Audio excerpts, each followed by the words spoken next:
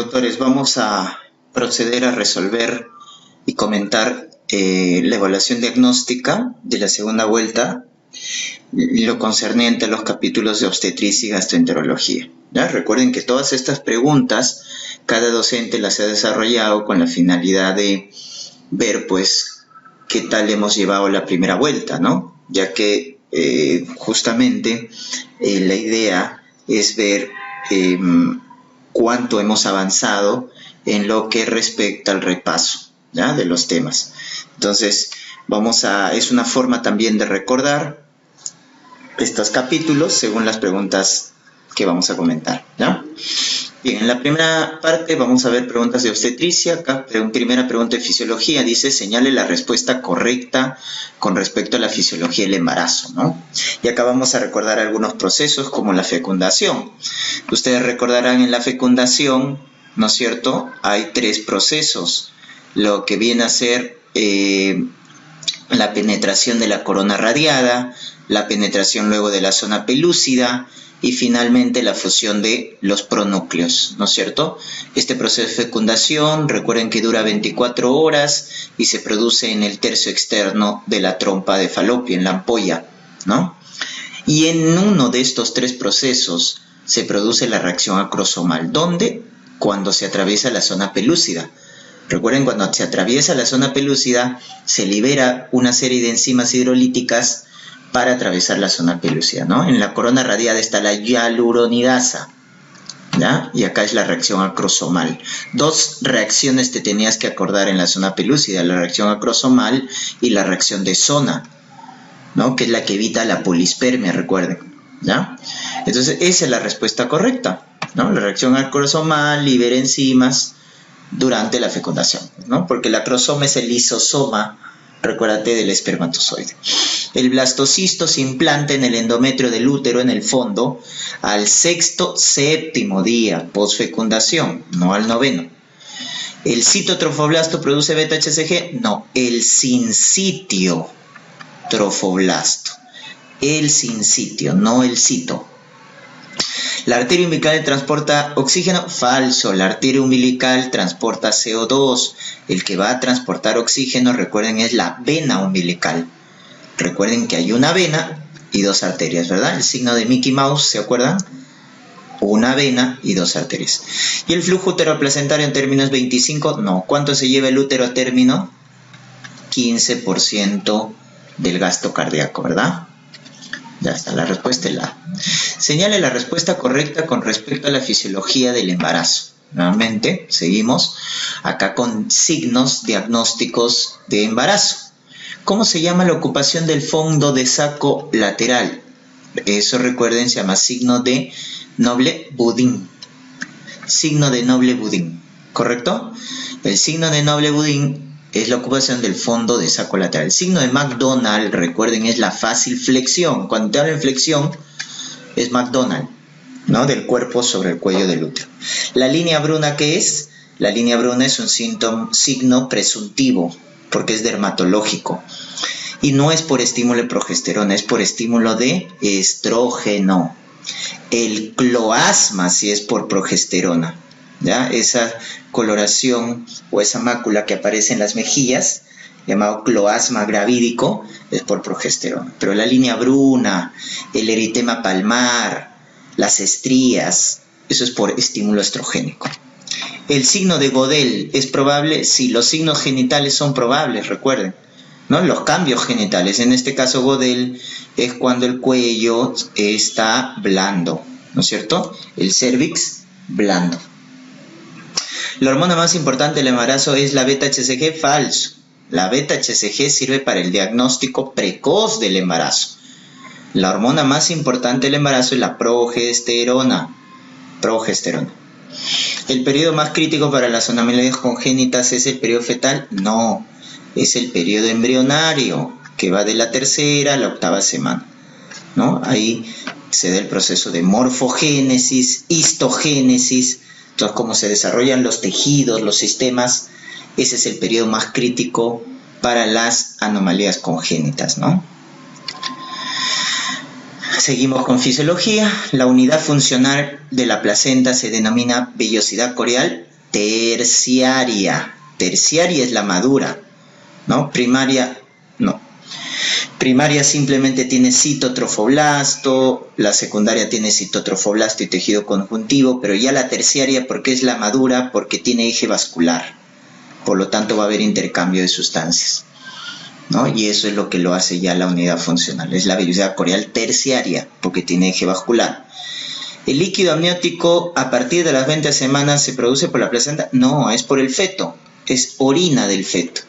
Antes de las 20 semanas viene del plasma de la madre. Es un ultrafiltrado el plasma.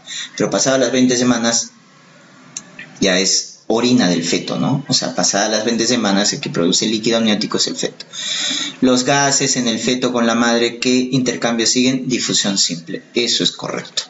Recuerden, oxígeno, CO2 es difusión simple. Glucosa es difusión facilitada. Aminoácidos, cationes, vitaminas es transporte activo. Y la inmunoglobulina que atraviesa la placenta, que es la G, por pinocitosis. Tienen que acordarse los mecanismos de transporte, ¿no? ¿El aumento uterino es por hiperplasia? Sí, pero acá te dice sobre todo. ¿Por hiperplasia? No. ¿Por número de células? No. Es sobre todo por hipertrofia. O sea, hay los dos, hipertrofia e hiperplasia, pero más por hipertrofia, porque el músculo crece de volumen, no tanto de número. ¿La altura uterina llega a la cicatriz? Mira, no. ¿A qué semana llega el ombligo? 20 semanas, ¿no es cierto? 20 semanas.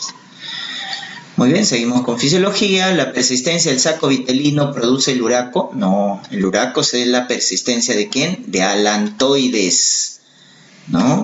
No es del saco vitelino. El flujo a término, ¿cuánto se llevaba? 15% del gasto cardíaco. ¿La arteria umbilical en el adulto forma el ligamento de Teres? No, el ligamento de Teres o redondo viene de la vena umbilical, no de la arteria umbilical, de la vena umbilical. Los aminoácidos utilizan transporte activo, es lo que hemos dicho, ¿no? Aminoácidos, cationes, vitaminas, transporte activo. ¿Y qué transportador utiliza la glucosa para atravesar por difusión facilitada la placenta? El GLUT1 sobre todo.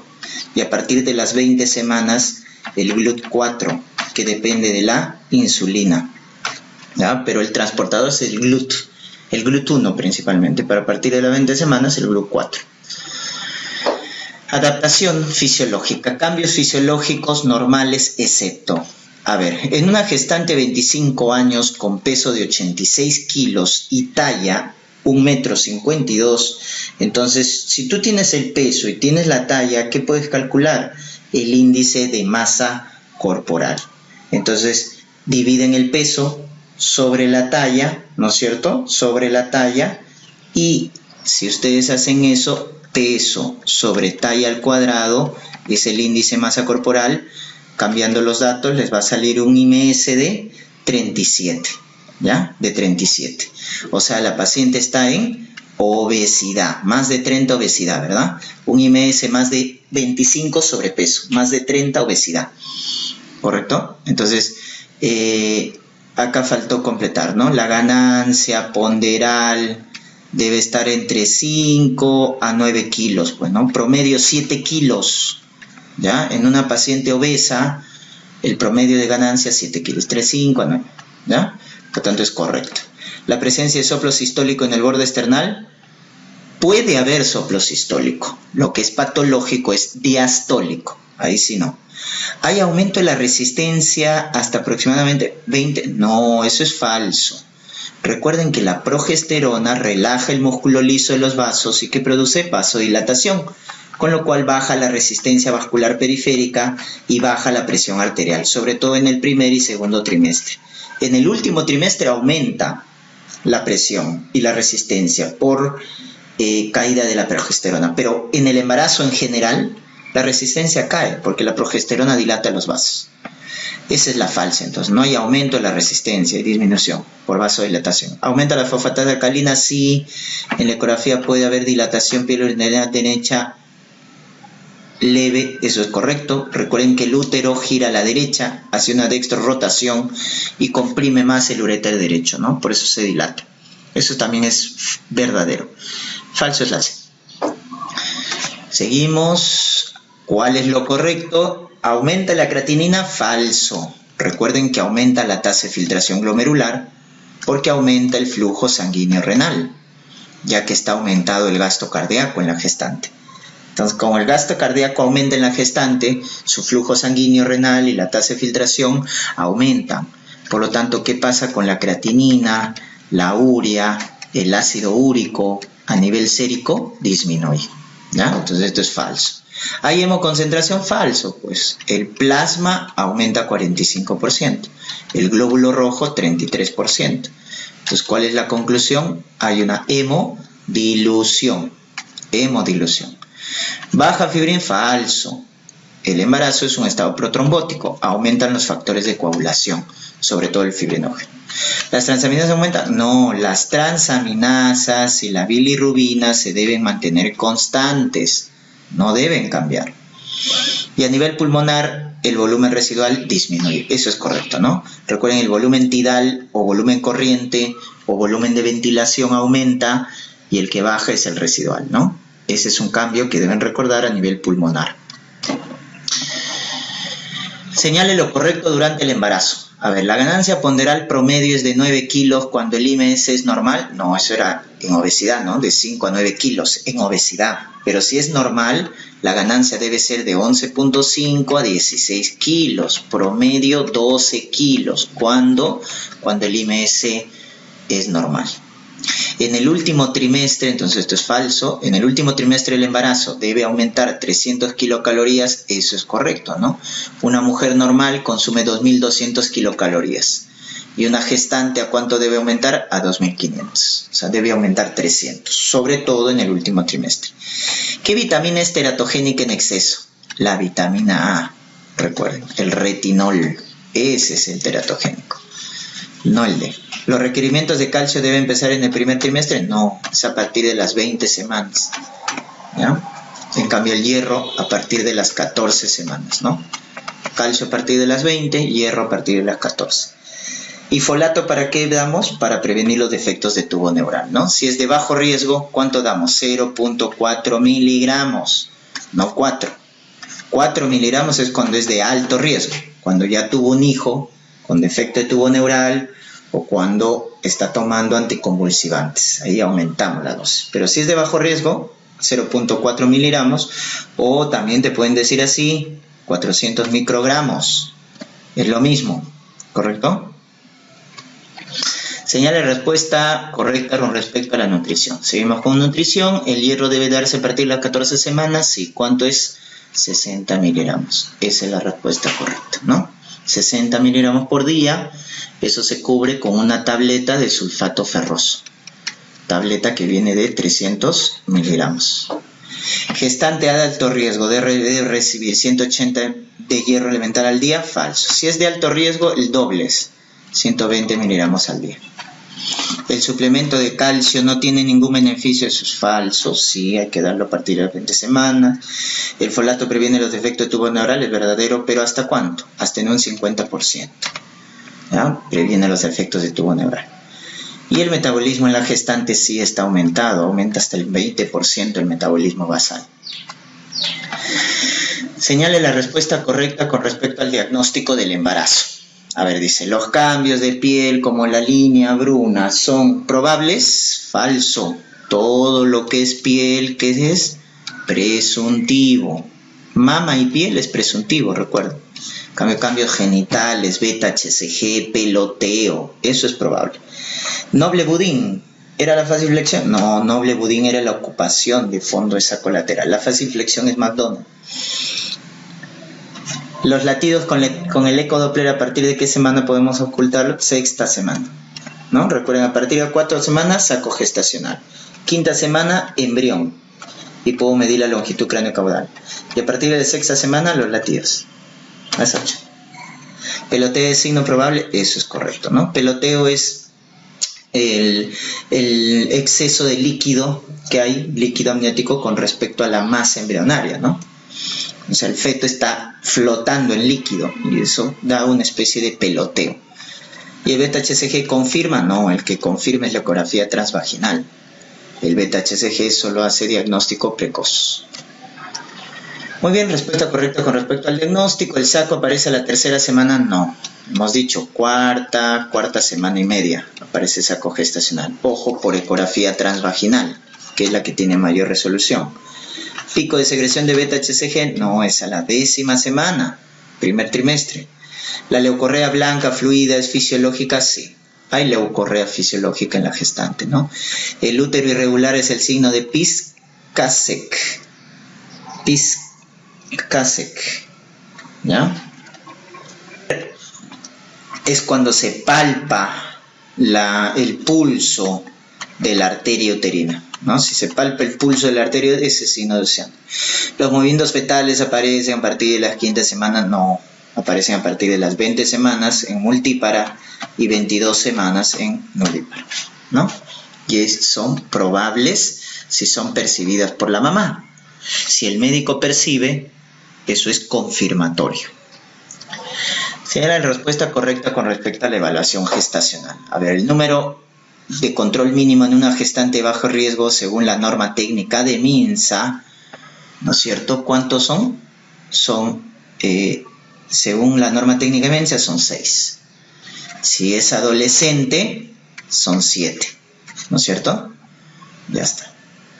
Y si es de alto riesgo, ya es individualizado, ¿no? Según la OMS, son 8 controles. ¿Ya? Eso es entonces. Bueno, acá falta completar, pero era falsa, porque te daban otro dato.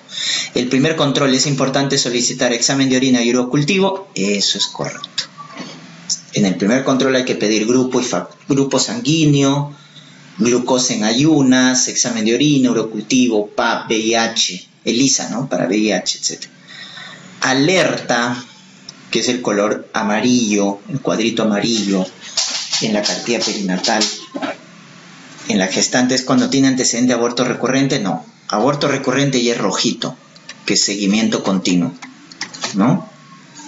Si tiene 2 o más cesáreas, si tiene antecedente de aborto recurrente, preeclampsia, hemorragia posparto, tuberculosis, VIH, eso es seguimiento continuo, ya no es alerta. La actitud del feto, más frecuente es la cefálica, no. Cuando te hablan de actitud es flexión. Cefálica es presentación, mucho cuidado con los términos. La fórmula de Nagle, ¿para qué te sirve? Para calcular la fecha probable de parto. ¿A partir de quién? De la fecha última regla, le sumas 7 días, le restas 3 a los meses, te sale la fecha probable de parto. Seguimos, en el primer control debemos pedir tamizaje para cromosomopatías, falso. Cromosomopatía se pide a partir de los 35 años, cuando hay antecedente, ¿no? De cromosomopatías o malformaciones. Gestante añosa, más de 35 años. En la cartilla, ¿significa alerta? No, seguimiento continuo. Adolescente o añosa es seguimiento continuo, rojito. Alerta es amarillo, ¿no? Cuando tiene asma, parto pretérmino. Control prenatal es periódico, integral precoz, esas son las 3 características, ¿no? Del control prenatal. Asma no es seguimiento continuo, asma es alerta.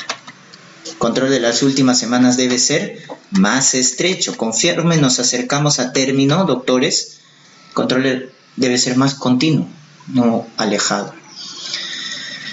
Seguimos con la evaluación. La situación, cuando hablan del SPP, ¿no es cierto? Lo más frecuente es longitudinal cefálico izquierdo. Situación es ejes, presentación es polo fetal que está en la pelvis, posición es el dorso cuando está en longitudinal, ¿no?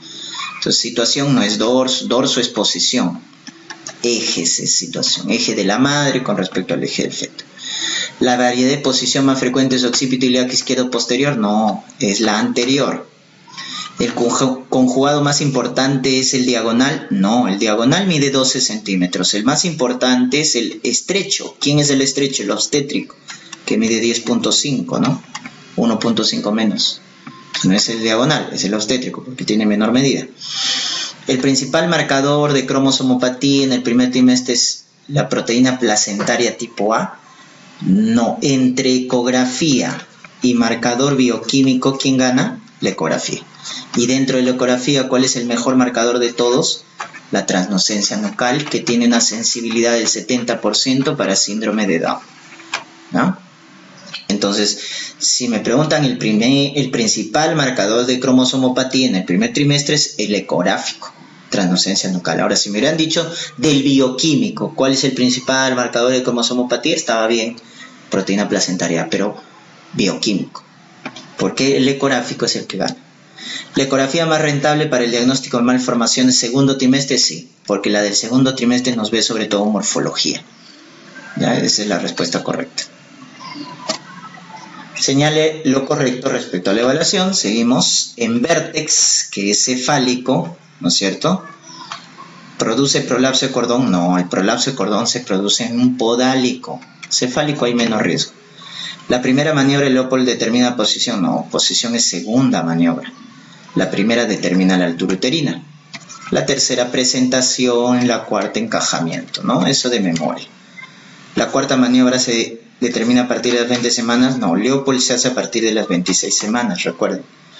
La fórmula de Naegeli determina la fecha probable de parto. Cuando el feto esté en transverso, claro, está en transverso, ¿quién determina la posición? Cuando el feto esté en longitudinal, el que determina la posición, recuerden, es el dorso. Pero cuando está en transverso, el que determina la posición es la cabeza. Esta es la respuesta correcta. Entonces, ¿de qué depende la posición del feto?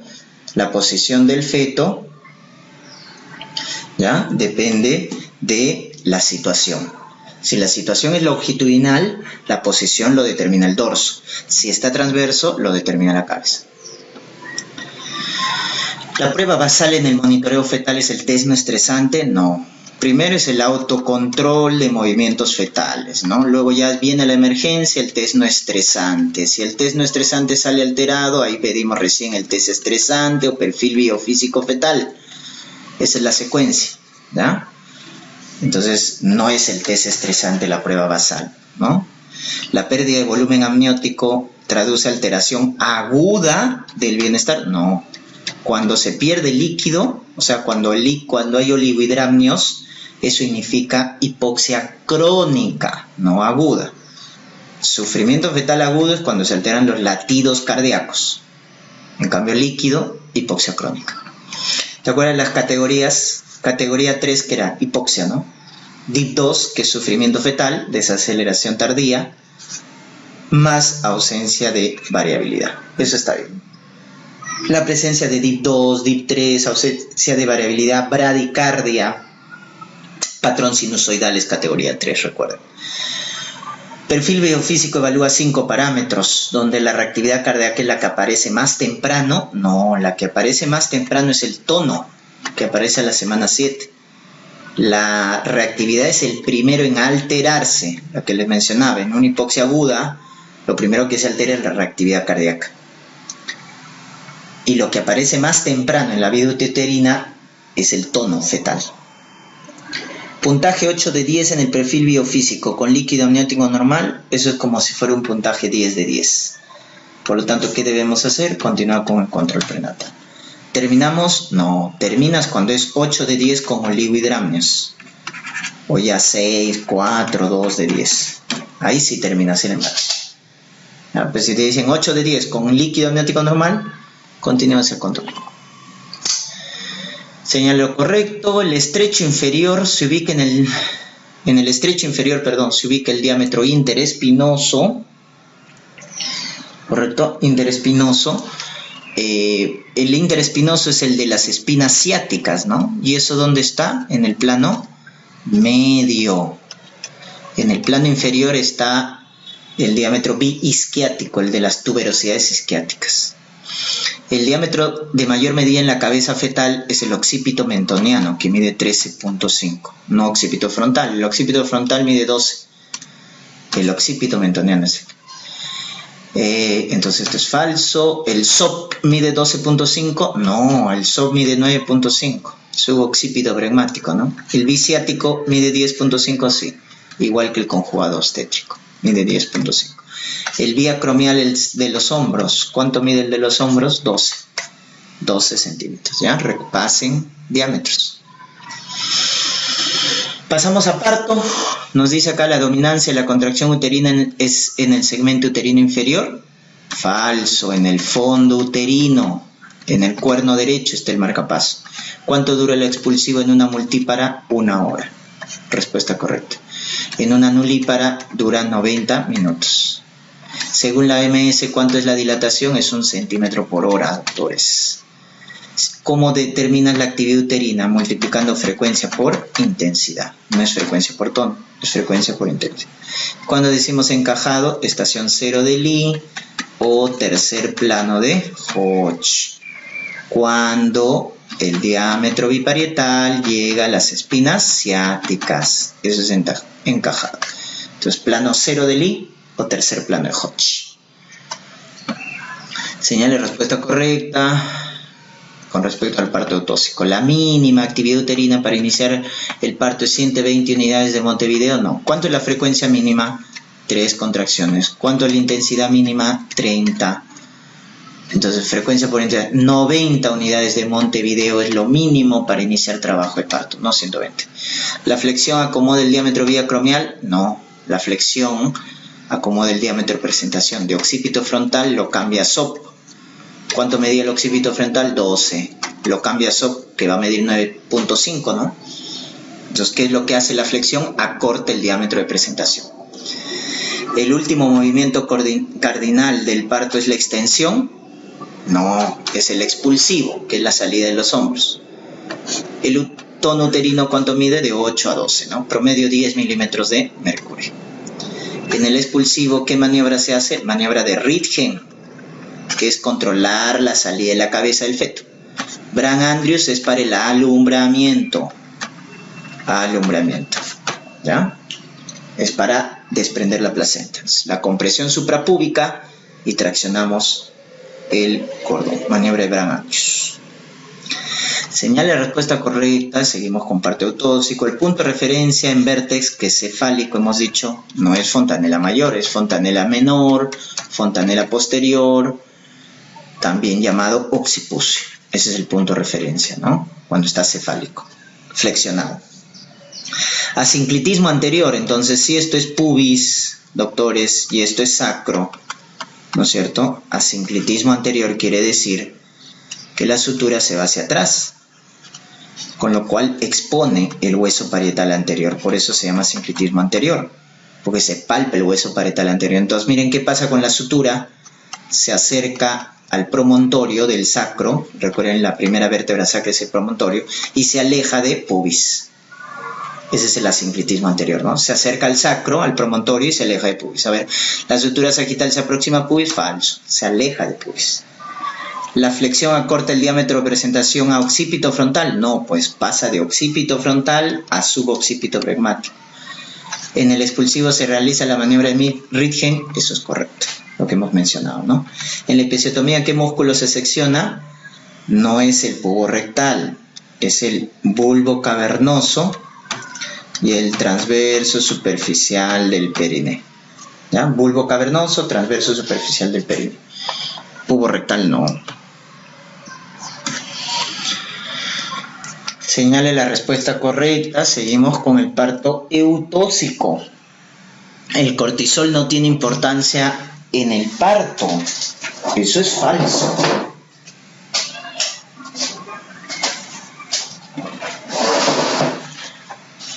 ¿No es cierto? Es falso. ¿Por qué? Porque el cortisol sí participa, al igual que la oxitocina, al igual que las prostaglandinas, al igual que las catecolaminas, el cortisol estimula la contracción uterina. ¿Ya? Entonces, cortisol del feto sí tiene participación en el parto. El fondo uterino tiene la menor cantidad de receptores para oxitocina, falso. Tiene la mayor cantidad de receptores para oxitocina. Las prostaglandinas realizan los cambios cervicales, que es degradación del colágeno y aumento del ácido hialurónico. Eso es correcto, ¿no? Sobre todo la familia E son los que hacen los cambios. ¿El alumbramiento más frecuente es tipo Duncan? No, el más frecuente es Schultz. Recuerden, Schultz es 80%, Duncan es 20%. Duncan sale por la cara materna, Schultz sale por la cara fetal, y es la más frecuente. ¿El hematoma es el principal mecanismo de hemostasia? No, la contracción del miometrio es el principal mecanismo de hemostasia. La respuesta correcta es la C. En relación a las distocias, señale lo falso. Lo falso, a ver, la principal complicación del parto podálico por vía vaginal es prolapso de cordón, eso es verdadero. Hay prolapso y eso genera sufrimiento fetal. Morisot se utiliza en distocia de hombros, no, en distocia de hombros se utiliza McRoberts, se utiliza Woods, se utiliza maniobra de Sabanelli, que todo lo hemos visto en la primera vuelta. McRoberts, la hiperflexión de las piernas. Woods, rotación del hombro. Sabanelli, recolocar la cabeza dentro del canal del parto. Morisot es para el parto podálico, ¿no? Los demás, Rojas, Loset, Morisot, Brach, es para podálico. La deflexión grado 2, ¿qué es? Frente. ¿Qué diámetro expone? El occipito mentoniano, que mide 13.5. Eso es verdadero. Recuerden las deflexiones. Grado 1 sincipucio, grado 2 frente, grado 3 cara, ¿no? Cada uno tiene su diámetro. Caramento posterior cesárea, sí. En caramento anterior puedes darle chance vaginal. Mento posterior. La profilaxia antibiótica previa a la cesárea es la medida más importante para evitar la infección, sí, ¿no? Se da cefazolina, 2 gramos por vía endovenosa 1 hora antes de la cesárea. Seguimos con distocia, pero ahora me piden lo correcto. La primera maniobra a indicar en distocia de hombros no es la rotación de hombros, ¿no? Que es Woods, es la hiperflexión de la pierna de la madre, y eso se llama McRoberts, es la primera maniobra. Prolapso de cordón con membranas íntegras se llama procúbito. Procedencia es cuando están rotas las membranas. El parto vaginal de un podálico completo tiene menos complicaciones en relación a la cesárea. No, pues un podálico siempre es mejor la cesárea. No, el parto vaginal tiene muchas complicaciones en un podálico. Es falso. Grado 1 es sincipucio. ¿Quién es su punto de referencia? No, Daris es del 2, frente. En 1 es Bregma el punto de referencia. Fontanella anterior, Fontanella mayor. Mento posterior indica cesárea, hemos dicho, ¿no? Cara, mento posterior va a cesárea.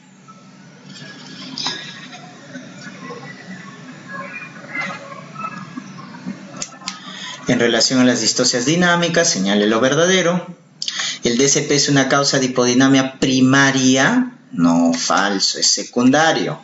Primario no, es secundario, porque al inicio estaba bien, luego ya el DCP lo que va a generar es una alteración en el parto, se detiene el parto, pero con buena dinámica, ¿no?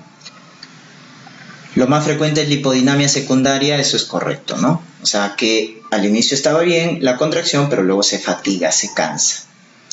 ¿Quién es inversión de la gradiente? La disdinamia grado 3. Grado 2 no. Grado 2 es cuando hay focos ectópicos múltiples, pero ya cuando se invierte la triple gradiente, ustedes se acuerdan, ¿no? Acá está el fondo uterino, acá está el cuello, y la contracción iba en esta dirección, de arriba hacia abajo, del fondo hacia el cuello.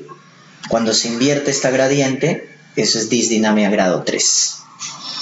Mioma grande en cervix es causa de distocia del canal óseo, no, pues blando. Óseo es hueso, estrechez pélvica es eso. ¿Qué está asociado a DPP? No es la taquisistolia, que es el aumento de la frecuencia de la contracción. Lo que está asociado a DPP es la hipertonía. Hipertonía. El útero de Courvollier, ¿no? O útero leñoso. Seguimos con distocia. La cesárea no amerita profilaxis antibiótica. Hemos dicho que es la mejor medida para evitar la infección. Los miomas nunca son indicación. Sí, si el mioma mide más de 5 centímetros, está en la parte anterior-inferior, o está en cuello, o tiene ya antecedente de miomectomía, ¿qué vamos a indicar en esa gestante? Cesárea. Para la inducción citocina, ¿verdad? ¿En bolo? No, nunca en bolo. En infusión continua la oxitocina. La inducción del trabajo de parto está indicado cuando no hay sufrimiento fetal. Claro, si no hay sufrimiento fetal, podemos inducir. Porque cuando ya hay sufrimiento fetal, lo que se hace es cesárea. ¿No? Lo que se hace es cesárea. ¿La maniobra de Ferguson aumenta la secreción de prostaglandina? No, de oxitocina. Se estimula el pezón de la madre o la pared, el cuello uterino, y eso aumenta la secreción de oxitocina. Eso se llama la maniobra o reflejo de Ferguson. A ver, DCP es indicación de cesárea, correcto, desproporción cefalopélvica. El tipo de pelvis más frecuente es ginecoides, sí, 60%, ¿no? La estrechez pélvica del plano medio es cuando el diámetro biciático es menos de 9, correcto. La pelvis de tipo reniforme, ¿no? Esta de acá, reniforme.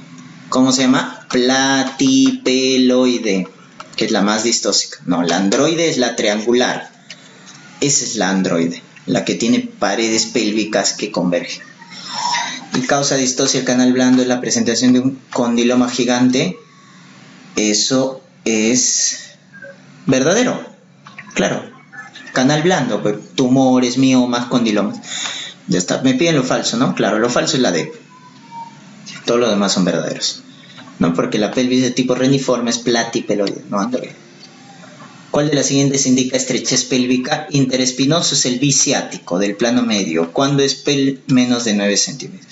Diagonal menos de 11.5 es estrechez. Bisquiático es menos de 8. Biciático, ya hemos dicho, menos de 9. Respuesta, la E. Obstétrico, menos de 10.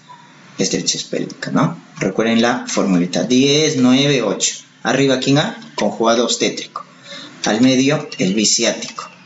Y al fondo, el biisquiático, ¿no? Menos de 8, menos de 9, menos de 10. Y que estrechez pélvica.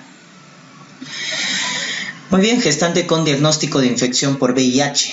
Señale lo correcto. ¿El esquema de Targa se debe indicar a partir de las 20 semanas? No, a partir de las 14 semanas. El escenario, recuerden los escenarios. El 1 es cuando se hace el diagnóstico en el primer control prenatal. El 2 es cuando su diagnóstico era pregestacional, pero estaba tomando Targa, ¿no es cierto? Porque el 1 también es pregestacional si no estaba tomando Targa. O sea, si su diagnóstico se hace antes del embarazo, ¿no? Y no estaba tomando Targa, es escenario 1. Si su diagnóstico es antes del embarazo, su diagnóstico de VIH, y estaba tomando Targa, es 2. Y cuando se hace en el parto, es el escenario 3.